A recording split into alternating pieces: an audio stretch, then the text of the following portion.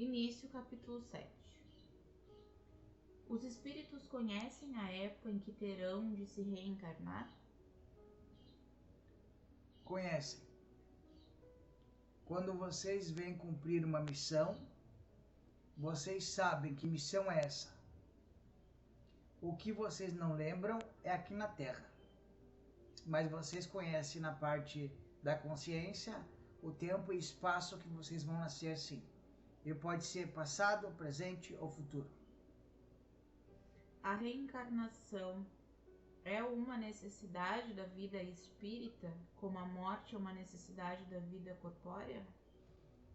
Não é uma necessidade para aqueles seres que já estão expandidos na consciência e já chegaram à evolução de amor incondicional. Aqueles que ainda buscam a evolução de amor incondicional necessitam o processo de experiência corpórea para que aprendam através da experiência e chegam ao amor incondicional. Todos os espíritos se preocupam com sua reencarnação? Todos vocês fazem planos para cumprirem aqui na Terra. Nem sempre vocês conseguem cumprir, mas uma parte deste plano é cumprida e a outra parte fica para o renascimento. O espírito pode abreviar ou retardar o momento da reencarnação? Pode. Se assim o Criador permitir, vocês podem nascer antes ou nascer depois. Se um espírito se sentisse bastante feliz numa condição mediana entre os espíritos errantes e não tivesse a ambição de se elevar, poderia prolongar indefinidamente esse estado?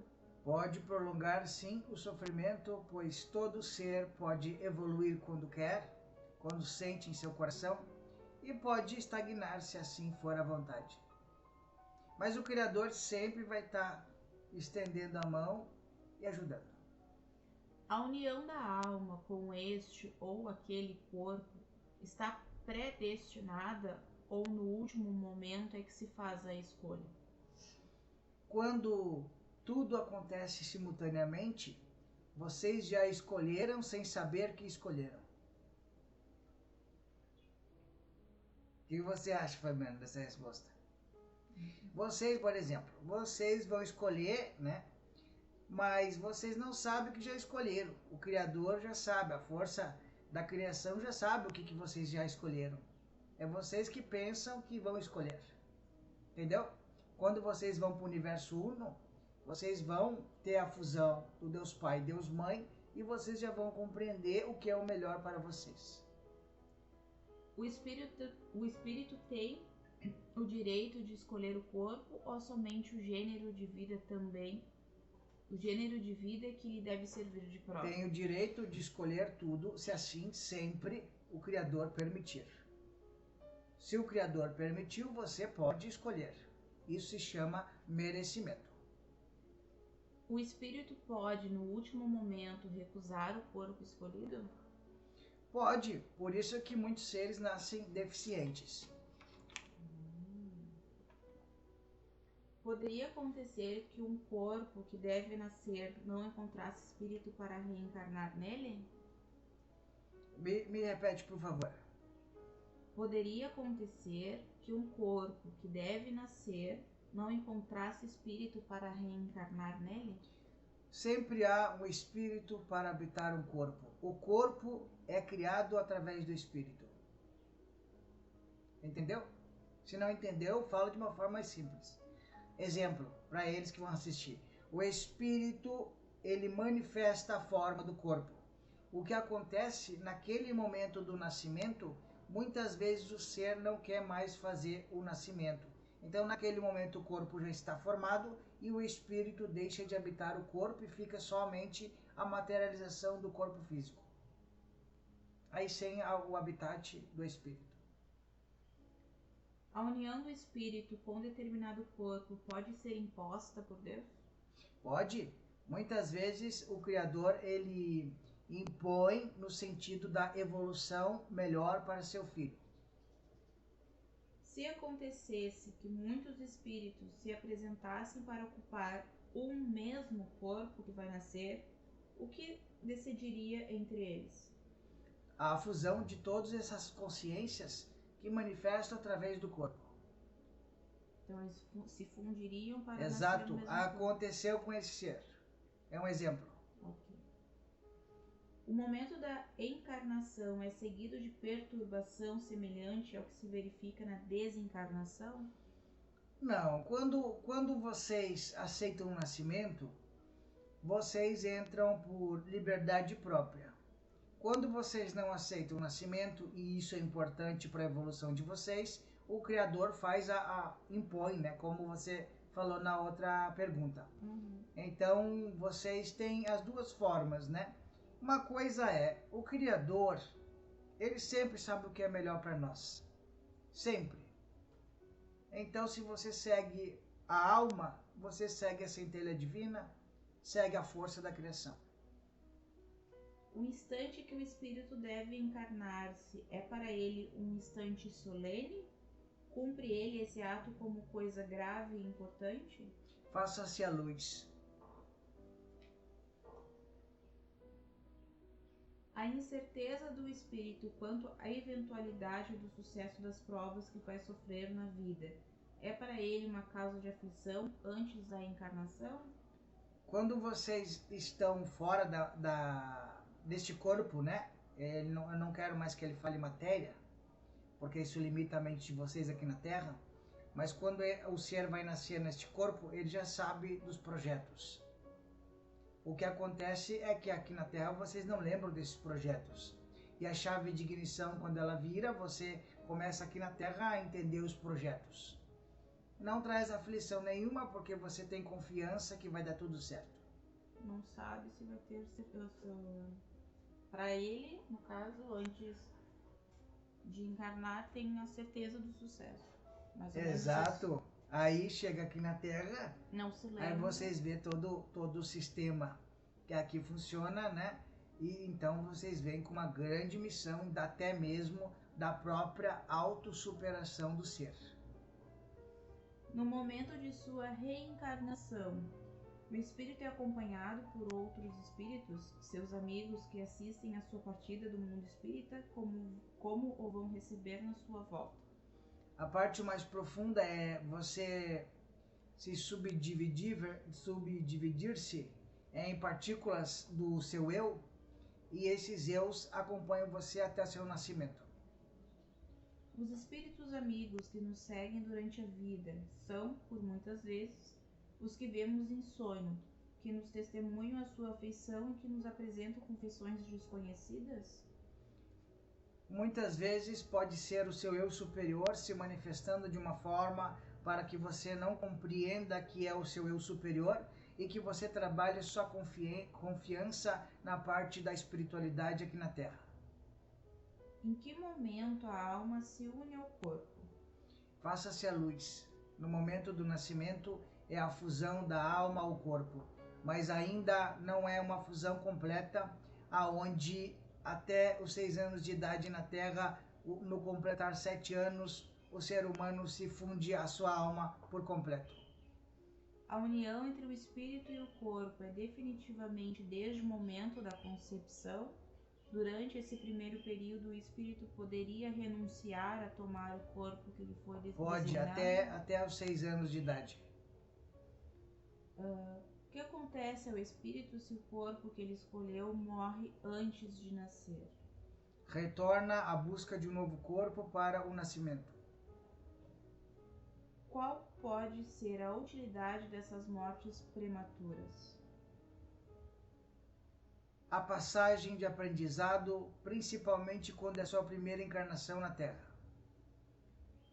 Que utilidade pode ter para um espírito a sua encarnação em um corpo que morre poucos dias depois de nascer? O aprendizado do sentir o corpo nesta dimensão. O espírito sabe com antecedência que o corpo por ele escolhido não tem possibilidade de viver? Nenhum ser entra nesta condição de não possibilidade de viver. Todo ser que vai nascer é porque quer viver. Quando falha uma encarnação para o espírito, por uma causa qualquer, ela é suprida imediatamente por outra existência? Pode ser suprida sim por outra existência, se assim for preparado pela força do Criador. O espírito, uma vez unido ao corpo da criança e não podendo mais retroceder, lamenta algumas vezes a escolha feita? Jamais lamenta, mas eu posso dizer uma situação onde muitos seres evoluídos nascem em corpos mais densos e não conseguem manifestar a luz interna devido à limitação do corpo físico. No intervalo da concepção ao nascimento, o espírito goza de todas as suas faculdades? Não, o amadurecimento é gradual de acordo com a consciência elevada do ser e amadurecimento de suas atitudes, trazendo a ele responsabilidades. Com responsabilidades mais aguçadas na Terra, também se vê o amadurecimento da alma, manifestando a energia do Criador. No instante do nascimento, o espírito recobra imediatamente a plenitude de suas faculdades? Não, aos poucos, no amadurecimento do ser, de acordo com a sua moralidade. A união do espírito com o corpo, não estando completa e definitivamente consumada, senão depois do nascimento, pode considerar-se o feto como tendo uma alma? Quando o ser já inicia desde o embrião a ser gerado, o espírito já está presente. A alma se completa no ser quando se faz a luz, através do nascimento do primeiro respirar. Como se explica a vida intrauterina? Quando vocês estão fazendo algum alimento, quando vocês estão plantando uma semente, vocês primeiro têm que fazer todo o processo de preparação da terra, não tem? Sim. Então a terra é preparada, o solo é preparado, a terra é fortificada e assim, com muito amor, vocês plantam a semente. A semente é regada com muita água, não é? Sim. E a água representa a energia do espírito, representa o próprio amor. E essa água alimenta a criação da semente, ou seja, no útero é o amor. Quando esse ser é tratado com muito amor, aceitação e carinho, ele cresce e sente tudo que está acontecendo. Muitas vezes há um espírito muito mais avançado no útero do que na própria exterioridade que estão cuidando deste embrião, que é apenas uma semente. Uma semente tão inteligente quanto muitas pessoas da Terra. Quando vocês fazem esse cuidado, a semente se torna uma árvore. E essa árvore gera o nascimento. Quando esse nascimento acontece, mais ao amadurecer, já foi nascido a criança e a criança se torna adulta.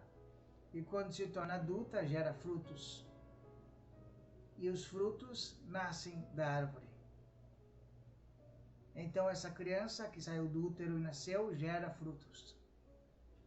E esses frutos também serão novas sementes, que gerarão novas árvores, que gerarão novos frutos.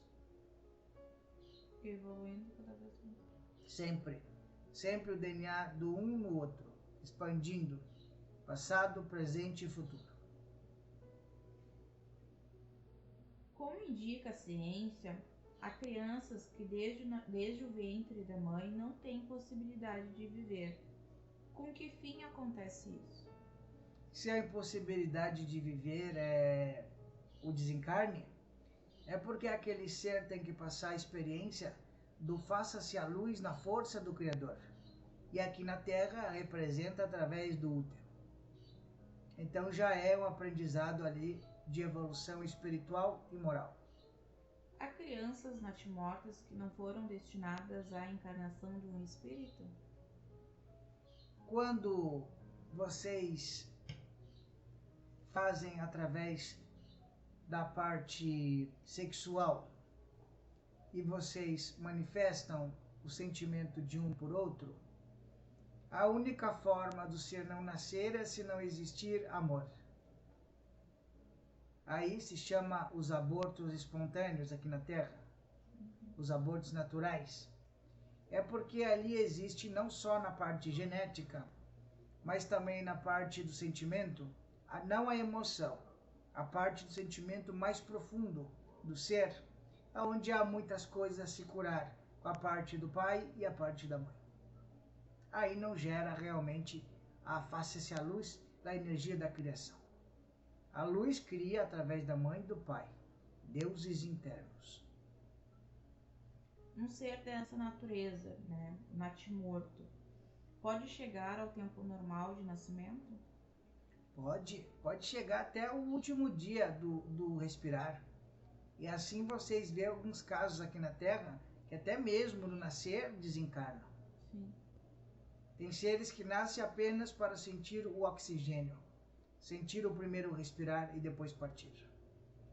Toda criança que sobrevive tem necessariamente um espírito encarnado? Todos os seres nascem a partir do espírito. Quais são as consequências do aborto para o espírito? O aborto espontâneo não há consequência. É uma naturalidade do Criador.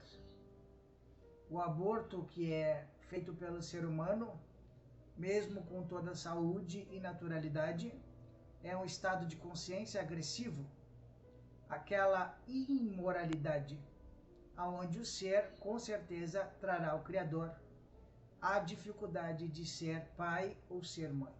Ou seja, aqui na Terra, a facilidade de ter o filho, de ser mãe e de ser pai. Mas numa próxima vida, terá grande dificuldade de ser mãe e de ser pai. O aborto provocado é um crime, qualquer que seja a época da concepção? Sempre quando vocês aniquilam qualquer tipo de vida, sempre haverá consequências negativas. Deus dá a vida, Deus tira a vida. Só a Ele há essa fonte. No caso em que a vida da mãe estaria em perigo pelo nascimento da criança, há crime em sacrificar a criança para salvar a mãe? A partir que vocês nascem, já estão em perigo. É racional ter pelos fetos o mesmo respeito que se tem pelo corpo de uma criança que tivesse vivido? Tudo aquilo que existe é vívido. Tudo aquilo que é criado representa o Criador. Não importa o estado de ser, o estado de estar ou o estado que está naquele momento. De onde vêm para o homem as suas qualidades morais, boas ou más? Vem das próprias escolhas do sentimento, da própria alma. Para resultar daí que o homem de bem é a encarnação de um bom espírito e o homem vicioso a de um mau espírito? Daí vocês entram na fase do julgamento. Todos têm a possibilidade de expandir para o amor. Todos têm a possibilidade de expandir para as trevas. Cada um escolhe aquele caminho que sente em sua alma. Assim você será o caminho que escolher. Não há pior e não há melhor. Há o caminho que você escolhe seguir. Qual o caráter dos indivíduos em que se encarnam os espíritos brejeiros e livianos? O caráter de nós não julgá-los, e sim de amá-los. Os espíritos têm paixões estranhas à humanidade? Todos os espíritos são humanos. Então, como não vão se apaixonar pela criação do pai e da mãe? É o mesmo espírito que dá ao homem as qualidades morais e as de inteligência? O sentimento, vocês já nascem perfeitos. O que acontece é a caminhada, a jornada que escolhem. Se escolherem fazer o bem será feito. E assim receberão o bem também como um retorno do universo. Não por regra, porque isso não é uma regra. Isso é a força da criação. Se escolherem fazer o mal, seja como for, assim também receberão o mal. Não porque o Criador é mau, mas sim porque a força que você escolheu foi essa.